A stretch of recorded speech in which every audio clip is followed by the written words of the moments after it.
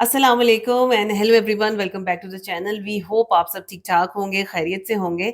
आज इस वीडियो पे हम रिएक्ट करने जा रहे हैं, उसका टाइटल है जी हसीना Wajid verdict explained Bangladesh new political reality. अच्छा, ये तो हम सब जानते हैं कि 17 नवंबर को बांग्लादेशी कोर्ट ने शेख हसीना के अगेंस्ट एक बहुत बड़ा वर्डिक्ट दिया, जिसके इफेक्ट्स ना सिर्फ बांग्लादेश बल्कि अक्रॉस द बॉर्डर भी देखे जा रहे हैं, और ये हम न्यूज़ में सुन भी रहे हैं।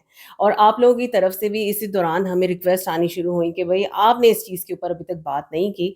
तो मेरा ख्याल है कोई भी बात करने से पहले हम ये वीडियो देख लेते हैं, अच्छे से समझते हैं और फिर उसके टेक अवे पॉइंट्स पे डिस्कशन करते हैं। चलिए, इससे पहले अपनी वीडियो को स्टार्ट करें। चैनल पे नए तो प्लीज सब्सक्राइब कर लें और बेल आइकन प्रेस करना बिल्कुल मत भूलिएगा। तो चलिए चलते हैं अपनी वीडियो की तरफ और हमें आपके रिएक्टिंग नेबर्स।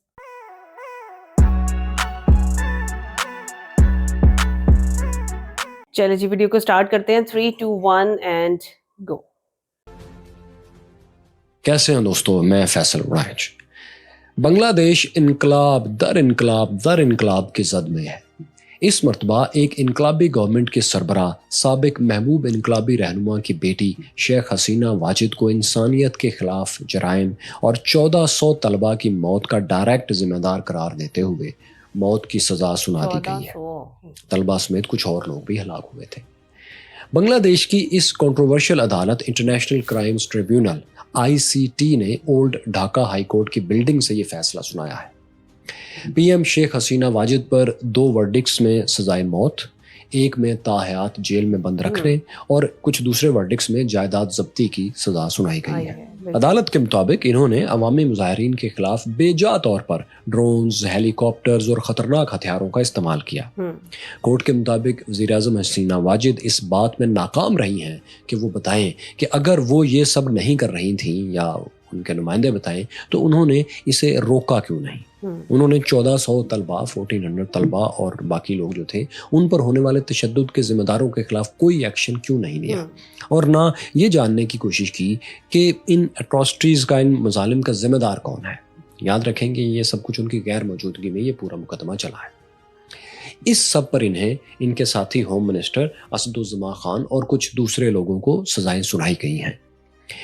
क्यूरियस फेलोज, तारीख का जबर देखिए कि जिस खुसूसी इंटरनेशनल क्राइम्स ट्रिब्यूनल से शेख हसीना वाजिद को सजाए मौत सुनाई गई है आज, ये शेख हसीना वाजिद ने अपने सियासी मुखालफिन के लिए कायम किया था। 2008 के बाद 2008 के बाद जब वो इक़्तिदार में आई थी तो उन्होंने 2009 और 10 में, यानी आने के फौरन बाद अगले 2 सालों में, ये अदालत पुराने हिसाब चुकता करने के लिए कायम की थी। तब अवामी लीग की सरबराह वज़ीर-ए-आज़म शेख हसीना वाजिद ने 1973 के एक कानून का सहारा लिया था इसके लिए, और इंटरनेशनल जराइम्स के ट्रायल के लिए ओल्ड ढाका हाई कोर्ट में ये अदालत बनवाई थी। इसका मकसद ये था कि 1971 की पाक भारत जंग में जो सो कॉल्ड जंगी जराइम बांग्लादेश में हुए थे, पाकिस्तानी फोर्सेस ने किए थे या उनके साथियों ने किए थे, उनसे मुतल्लिक जो मुल्ज़मान थे उनको सजाएं दिलवाने के लिए ये अदालत कायम की गई थी। इस अदालत को आलमी अदालत इंसाफ और ह्यूमन राइट्स के इंटरनेशनल इदारों के स्टैंडर्ड से जोड़ने का इन्होंने ऐलान किया था कि उस स्टैंडर्ड की अदालत है। याद रहे दोस्तों कि ये कोर्ट, ये अदालत गैर कानूनी इस लिहाज से उस वक्त भी थी कि पाकिस्तान और बांग्लादेश के दरमियान जब ताल्लुकात नॉर्मल हो गए थे तो ये तय हो गया था कि दोनों मुल्क एक दूसरे के खिलाफ और एक दूसरे के हामियों के खिलाफ और साबिक हुक्मरानों के खिलाफ और लीडर्स के खिलाफ और ऑफिशियल्स के खिलाफ कोई कानूनी इक़दाम नहीं उठाएंगे, क्योंकि बांग्लादेश की अलहदगी के वक्त दोनों तरफ मशरकी और मगरबी पाकिस्तान में ऐसे लोग मौजूद थे जो अपनी मेजॉरिटी से मुख्तलिफ ख्यालात रखते थे। यानी बांग्लादेश में, मशरकी पाकिस्तान में बहुत से ऐसे लोग थे जो पाकिस्तान से इलाक़ रखना चाहते थे, और ये कम तादाद में थे लेकिन थे। इसी तरह मगरबी पाकिस्तान में भी बहुत से लोग थे जो शेख मुजीबुर रहमान की पार्टी अवामी लीग से मोहब्बत रखते थे। ये बांग्लादेश जाना भी चाहते थे या बहुत से यहाँ भी रहना चाहते थे, लेकिन उनकी हमायत में थे। इन दोनों ग्रुप्स के खिलाफ कोई भी एक्शन ना लेने का मुतफ़िक़ा फैसला हुआ था। फिर यह भी फैसला हुआ था कि दोनों मुल्क किसी भी इल्ज़ाम में दोनों तरफ की जमातों को सपोर्ट करने वालों को भी मुजरिम नहीं ठहराएंगे। आज जो मुख्तलिफ जमातों को सपोर्ट कर रहे हैं, मुस्तकबिल में इन्हें इनके ऊपर कोई इल्ज़ाम लगाकर मुकदमा नहीं बनाएंगे, बल्कि दोनों तरफ के लोग अब मुस्तकबिल को सामने रखते हुए माजी की चीज़ों को, मुकदमात को भूल जाएंगे, इन्हें नहीं खोलेंगे। इन्हीं बुनियादों पर हसीना वाजिद की इस नई इंटरनेशनल क्राइम्स ट्रिब्यूनल को मुतनाज़ कहा जा रहा था। दरअसल इसके पीछे अवामी लीग और इंडियन गवर्नमेंट की सपोर्ट से ये ख्वाहिश छुपी हुई थी कि पाकिस्तान के खिलाफ जो सन 71 में जंगी जराइम के मुकदमात ये लोग नहीं खोल सके थे, तो किसी तरह अब उन्हें खोला जाए। اسی لیے اس عدالت کو, اس کورٹ کو انٹرنیشنل کرائمز ٹریبیونل کہا گیا, یعنی یہ پہلے دن سے ہی اس کو انٹرنیشنل اینگل ایک دینے کی کوشش کی گئی اور اسی لیے یہ پہلے دن سے متنازع بھی تھی. پھر وقت نے یہ ثابت بھی کیا کہ آئی سی ٹی کی عدالت سیاسی ہی تھی, کیونکہ اس کا کنوکشن ریٹ 100% تھا. یعنی جس کسی کے خلاف بھی حکومت نے, حسینہ واجد کی حکومت نے کیس بنایا, اس عدالت نے اسے مجرم ٹھہرا دیا اور سزا بھی سنا دی. 1 درجن سے زیادہ لوگوں کو سزائے موت سنائی گئی, 9 کو سزائے موت دے بھی دی گئی, پھانسیاں دی گئی. 2013 میں 65 سالہ عبد القادر مولا کی سزائے موت آپ سب کو یاد ہوگی, انٹرنیشنل میڈیا میں بہت چرچا ہوا تھا. حسینہ واجد حکومت کو انٹرنیشنلی بہت کرٹیسائز بھی کیا گیا تھا. UN commission for human rights نے, ایمنسٹی انٹرنیشنل نے اور مسلم ممالک کی جانب سے اس کی مذمت کی گئی تھی. اس کے باوجود حسینہ واجد نے ٹرائلز اور سزائے موت دینے کا سلسلہ اس کورٹ سے جاری رکھا تھا. انہوں نے اپنی سیاسی مخالف بنگلہ دیش کی نیشنل پارٹی جو ہے, جس کی لیڈر خالدہ ضیاء تھی, ان کے خلاف اور ان کے کارکنوں کے خلاف بھی اس عدالت میں مقدمات بنوائے اور چلوائے اور سزائیں دلوائیں. قمر الزمان, علی احسان, صلاح الدین قدیر, 73 سالہ مطیع الرحمان اور میر قاسم علی کو پھانسیوں کی سزائیں اسی عدالت سے دلوائی گئی تھیں. بہت سے سیاسی مخالفین ٹرائل کے دوران بیڈ ٹریٹمنٹ سے مر بھی گئے تھے, اور کتنے تھے جن کو عمر قید کی سزائیں اسی عدالت نے سنائی تھیں. جب اگست 2024 میں حسینہ واجد بنگلہ دیش سے فرار ہوئی اور بھارت میں پناہ لے کر بیٹھ گئی, تو اسی عدالت میں ان کے خلاف بھی اب ٹرائل شروع ہو گیا. یعنی جہاں سے انہوں نے سلسلہ چھوڑا تھا, نئی حکومت نے, انٹرم گورنمنٹ نے ان کے خلاف وہیں سے اسی جگہ ٹرائل شروع کر دیا. اب ان کے اوپر نئے الزامات تھے, کیونکہ ظاہر ہے یہ عدالت تو انہوں نے خود ہی انٹرنیشنل نوعیت کے جرائم کے لیے قائم کی تھی. اسی عدالت نے پھر 1 سال 3 ماہ کے ٹرائل کے بعد شیخ حسینہ واجد اور ان کے ساتھی ہوم منسٹر اسدالزمان خان کو سزائے موت سنا دی ہے. جب آج یہ سزا سنائی جا رہی تھی تو کمرہ عدالت میں درجنوں لوگ اور کمرہ عدالت کے باہر ہزاروں لوگ موجود تھے. سزا کا فیصلہ سامنے آتے ہی انہوں نے خوشی کے شادیانے بجائے, شور مچایا اور نعرے لگائے. کئی وہ لوگ جن کے پیارے حسینہ واجد کے خلاف مظاہروں میں مارے گئے تھے یا جن کی آنکھیں چلی گئی تھیں پوائزنس گیسز سے, لیتھل ویپن سے, الجزیرہ اور دیگر چینلز ان کے شارٹس چلا رہے تھے اور وہ لوگ کہہ رہے تھے کہ ہمیں لگتا ہے ہماری داد رسی ہوئی ہے, ہمیں یوں لگتا ہے ہمارے زخموں پر کچھ مرہم رکھا گیا ہے, یوں کہ جیسے ایک چیپٹر تھا جس کا کلوئر ہو گیا. عدالتی فیصلے میں زخمیوں اور متاثرین کے لیے حکومت کو کہا گیا ہے کہ انہیں کمپنسیشنز دیں, ان کو پیسے وغیرہ دیں. یوں لگتا ہے کہ یہ کمپنسیشن حکمران فیملی کی جائیدادوں, سابق حکمران فیملی کی جائیدادوں کو بیچ کر ہی دی جائے گی, کیونکہ ان کے فیصلوں کو سیاسی اور ذاتی کہا گیا ہے. ورڈکٹ میں عدالت نے بھی لکھا ہے کہ شیخ حسینہ واجد, اسدالزمان اور دیگر ساتھیوں کی تمام جائیدادیں ضبط کر لی جائیں بھاگ کے سرکار. اسی لیے ہمیں لگتا ہے کہ جس کمپنسیشن کا عدالت نے حکومت سے کہا ہے وہ کمپنسیشن سرکاری خزانے سے نہیں بلکہ انہی کے گھروں سے اور انہی کے اکاؤنٹس سے دی جائے گی جو اب جن کو فریز کر دیا گیا تھا. اب دیکھیے کیورس فیلوز کے ICT کے فیصلوں میں وہ پولیس افسران جو پچھلے سال طلبہ پر ڈرونز اور ہیلی کاپٹرز کے ذریعے تشدد کر رہے تھے وہی اب گواہ بنے ہوئے ہیں. ان میں سابق پولیس چیف چودھری عبداللہ مامون ٹاپ پر ہیں. انہوں نے عدالت اور پروسیکیوشن کے ساتھ خوب تعاون بھی کیا ہے. بہت سے ثبوت بھی انہوں نے مہیا کیے ہیں کہ انہیں حسینہ واجد حکومت نے ڈائریکٹ آرڈرز دیے تھے. اسی تعاون پر انہیں 5 سال کی صرف سزا سنائی گئی ہے, سزائے موت نہیں سنائی گئی. جو بھی حکومت اپنے لوگوں کے خلاف اتنے بڑے پیمانے پر کریک ڈاؤن کرتی ہے, قتل عام کرتی ہے, اسے یہ تاریخ ضرور یاد رکھنی چاہیے کہ وقت بدلنے پر وہی اہلکار, وہی پولیس افسران گواہ بھی بن جاتے ہیں جو اس جبر میں ان کے دست و بازو ہوتے ہیں. یہی دست و بازو گواہی دینے لگتے ہیں آپ کے خلاف. یہی وجہ ہے کہ ڈیموکریٹک مائنڈز کے لیڈرز اس حد تک صورتحال پہنچنے سے پہلے ہی استعفیٰ دینے کی طرف آ جاتے ہیں. وہ اس غلط فہمی کا کبھی شکار نہیں رہتے کہ ان کے علاوہ کوئی آپشن ہی نہیں ہے. ان کو علم ہوتا ہے کہ طاقت کا کھیل وہ واحد کھیل ہے جس میں آپشنز سب سے زیادہ اور ہم وقت دستیاب حالت میں موجود رہتے ہیں. پاؤں کے نیچے, دیوار کے پیچھے, سر کے اوپر, ماتحتوں میں, افسروں میں, وفاداروں میں, غداروں میں, ہر جگہ آپشنز ہی آپشنز ہوتے ہیں. صرف طاقت کی پٹی کے پیچھے چھپی ہوئی جو آنکھیں ہوتی ہیں انہیں یہ آپشنز اپنے علاوہ دکھائی ہی نہیں دے رہے ہوتے.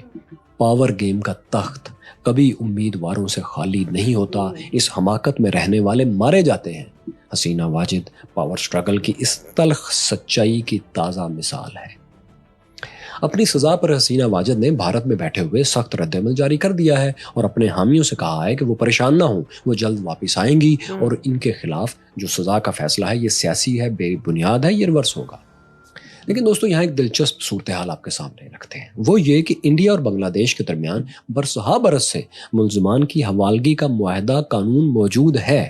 اس معاہدے کے تحت انڈیا کو ہر حال میں وہ ملزمان بنگلہ دیشی سیکیورٹیز کے حوالے کرنا ہے جنہیں بنگلہ دیش کی عدالت ڈیمانڈ کرے گی، ان کی گورنمنٹ ڈیمانڈ کرے گی۔ مگر حسینہ واجد تو انڈین گورنمنٹ اور خصوصاً بی جے پی کی تو آنکھ کا تارا ہیں، اور تھیں ان پر اور ان کے والد دونوں پر ان کے مخالفین کا سب سے بڑا الزام تو یہی رہا ہے کہ وہ بہت زیادہ بھارت نواز رہی ہیں۔ اسی لیے پرو مسلم اور پرو پاکستانی گروپس کے خلاف انہوں نے ایکشنز بھی خوب لیے تھے، اور اس پر انہیں بی جے پی کی طرف سے انٹرنیشنل سفارتی ڈپلومیٹک سپورٹ بھی ملتی تھی۔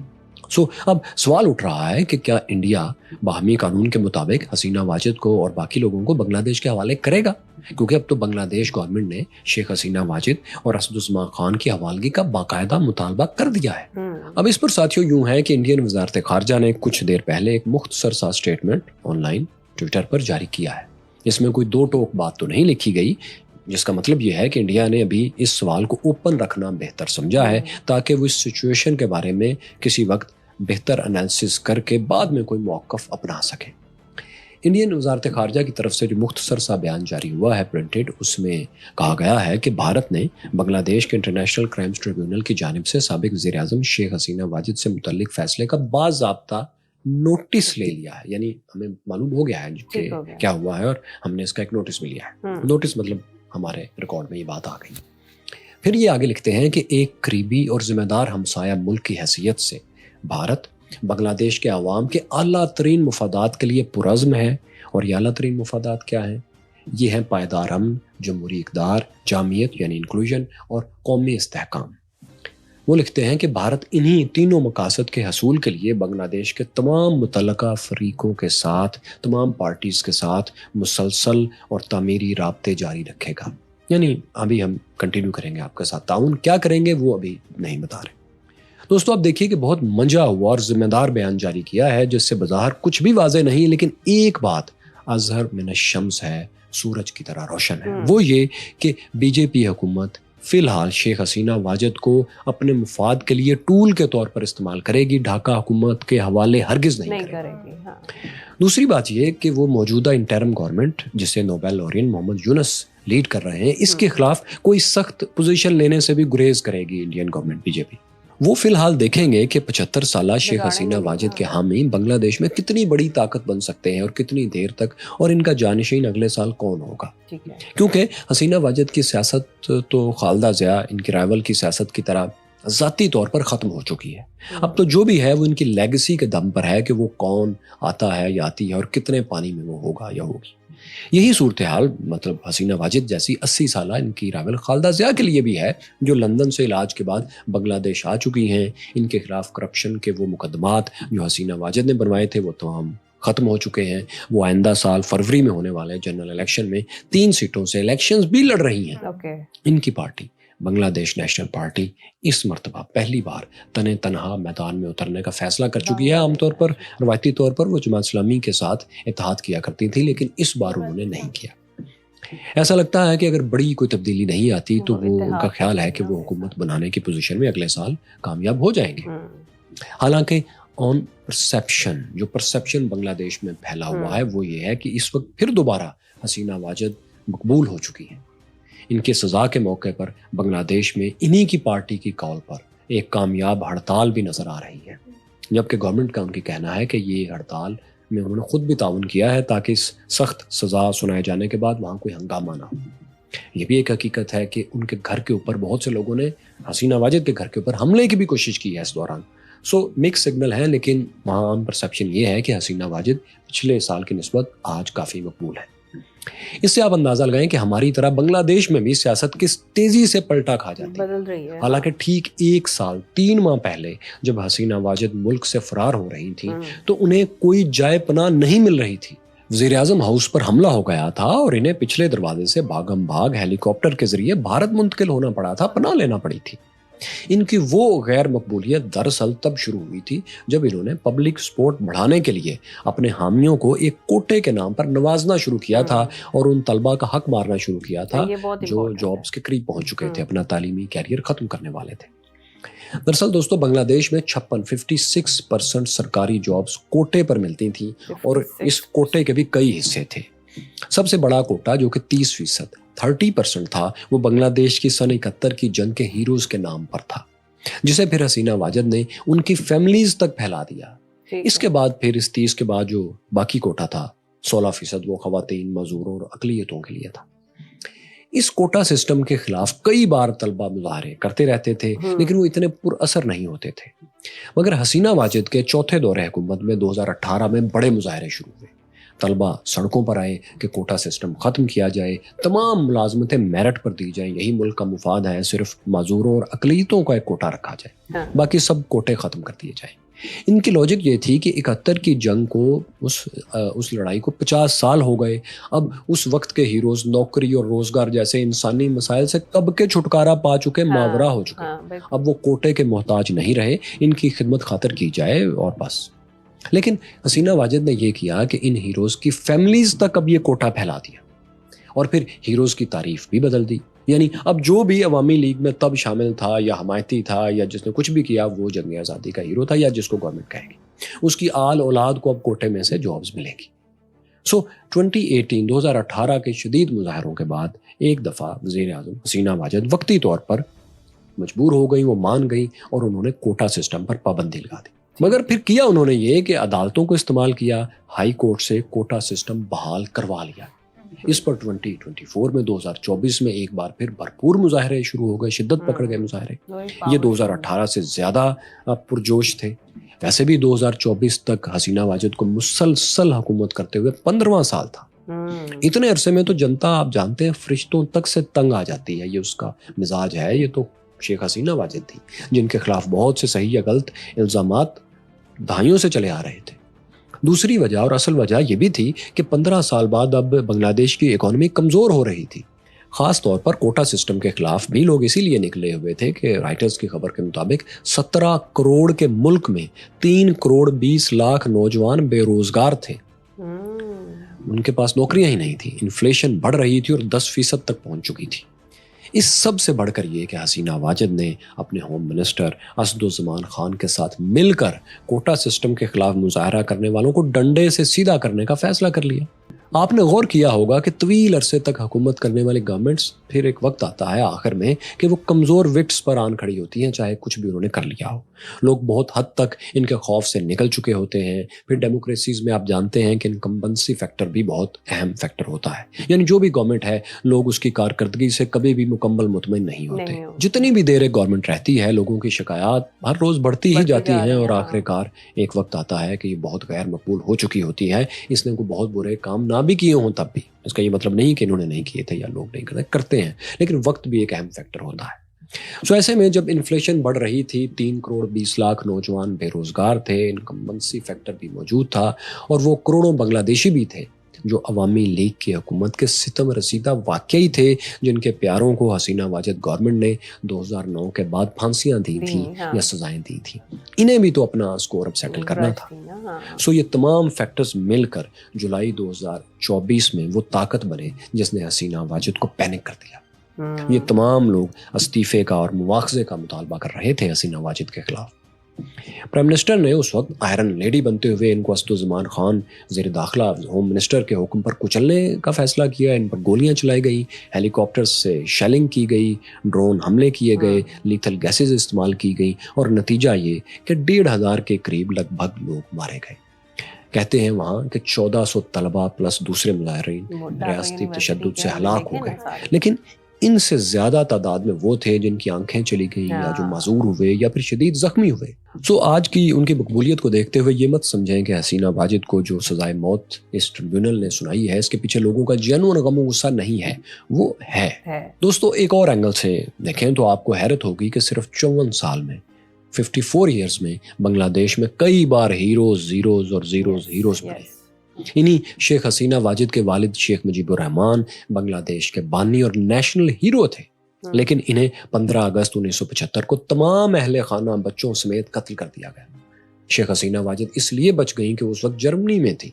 مطلب انتہا ہے کہ انتہائی مقبول لیڈر، ملک کا بانی، صرف 4 سال بعد کئی فیکٹرز کی وجہ سے اتنا غیر مقبول ہو چکا تھا کہ اس کے خلاف کو کرنا، اقتدار پر قبضہ کرنا، اسے قتل کرنا اتنا آسان ہو چکا تھا کہ جونیئر آفیسرز نے یہ سب کر دکھایا، ان کو ہلاک کر دیا اور ان کے ساتھیوں کو، ان کے اہل خانہ کو۔ اس کے بعد پھر بنگلہ دیش میں ایک انتشار سا پھیل گیا، خانہ جنگی کی اسی کیفیت ہو گئی، جسے پھر آرمی چیف جنرل ضیاء الرحمان نے آ کر 1977 میں 1977 میں اقتدار پر قبضہ کر کے ختم کیا، تھوڑی سی اسٹیبلٹی آئی۔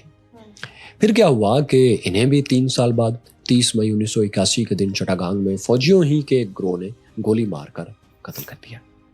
ان کے قاتل جنرل منظور کو بھی قتل کر دیا گیا۔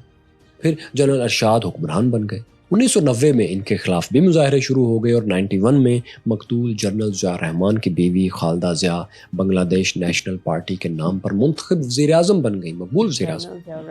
حالات پھر پلٹ گئے تھے۔ 1996 میں 1996 میں اب شیخ مجیب الرحمان کی ایک بچ رہنے والی بیٹی حسینہ واجد واپس آ گئی اور اب مقبول وزیر اعظم وہ بن گئی، اور انہوں نے خالدہ ضیاء کے خلاف مقدمات بنانے شروع کر دیے۔ خالدہ ضیاء کو اقتدار سے بھاگنا پڑا۔ 2001 میں خالدہ ضیاء واپس آ گئی اور حسینہ واجد کو بھاگنا پڑا۔ 2008 میں حسینہ واجد آئیں اور اب خالدہ ضیاء کو پھر بھاگنا پڑا۔ 2024 میں طلبہ کے احتجاج کے بعد حسینہ واجد کو انڈیا بھاگنا پڑا تو اب خالدہ ضیاء واپس آ گئی۔ اور آج 2025 میں صورتحال یہ ہے کہ سچویشن یوں ہے بنگلہ دیش میں کہ اگر آج الیکشن ہو تو لگتا ہے کہ حسینہ واجد کو زیادہ ووٹ ملیں گے۔ سو اس دائروں میں سفر کا سبق یہ ہے دوستو، ہمارا اور ان کا، بقول امجد اسلام امجد، کہ ہم لوگ دائروں میں چلتے ہیں۔ دائروں میں چلنے سے دائرے تو بڑھتے ہیں، فاصلے نہیں گھٹتے۔ آرزویں چلتی ہیں، جس طرف کو جاتے ہیں منزلیں تمنا کی ساتھ ساتھ چلتی ہیں، گرد اڑتی رہتی ہے، درد بڑھتا رہتا ہے، راستے نہیں گھٹتے۔ صبح دم ستاروں کی تیز جھلملاہٹ کو، روشنی کی آمد کو پیش باب کہتے ہیں، ایک کرن جو ملتی ہے آفتاب کہتے ہیں، دائرہ بدلنے کو ہم انقلاب کہتے ہیں۔ دوستو، کوئی ڈیموکریسی اس وقت تک کامیاب نہیں ہو سکتی جب تک وہ لوگ، وہاں کے اس جگہ کے لوگ اور لیڈرز اپنے رویوں میں ڈیموکریسی نہ لے کے۔ میجورٹیرینزم آزادی نہیں ہے، ڈیموکریسی نہیں ہے۔ ڈکٹیٹرشپ کی بدترین شکل یہی میجورٹیرینزم ہے، جس کو ہم نے ڈیموکریسی کا نام دینے کی کوشش کی ہے، جس میں ظلم کو قانون کی شکل دے دی جاتی ہے۔ ہائبرڈ نظام بھی آزادی کا، ڈیموکریسی کا راستہ نہیں ہے، یہ ڈکٹیٹرشپ کی طرف اٹھتا ہوا ایک بہت لمبا اور بڑا قدم ہے۔ ویری نائس ویڈیو، اور ہم یہ کہیں گے کہ ایک کمپریہنسو ویڈیو تھی، لیکن جس طرح سے ہمیں حالات حاضرہ اور ہسٹری کو ساتھ لے کے چلایا گیا اور اچھے سے ایکسپلین کیا گیا، یہ ویڈیو ہمیں تو بہت اچھی لگی۔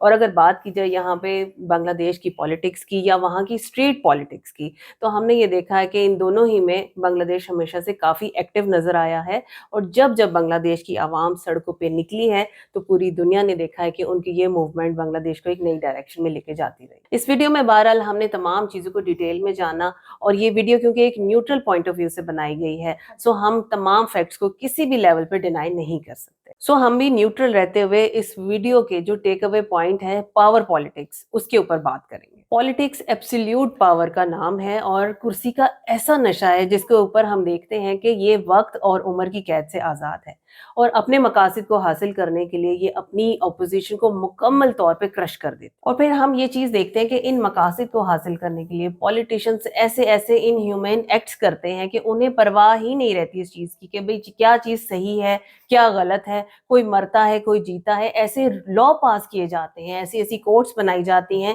کہ اپوزیشن مکمل طور پہ کرش ہو کے رہ جاتی ہے، اور یہی سب کچھ ہم یہاں بنگلہ دیش کی پالیٹکس میں بھی دیکھتے ہیں۔ سو ہیونگ سیڈ دیٹ، ہم یہ کہہ سکتے ہیں کہ شیخ حسینہ کی بنائی ہوئی یہ کوڈ تھی، یہ لاز تھے جو انہوں نے اپوزیشن کو کرش کرنے کے لیے بنائے تھے۔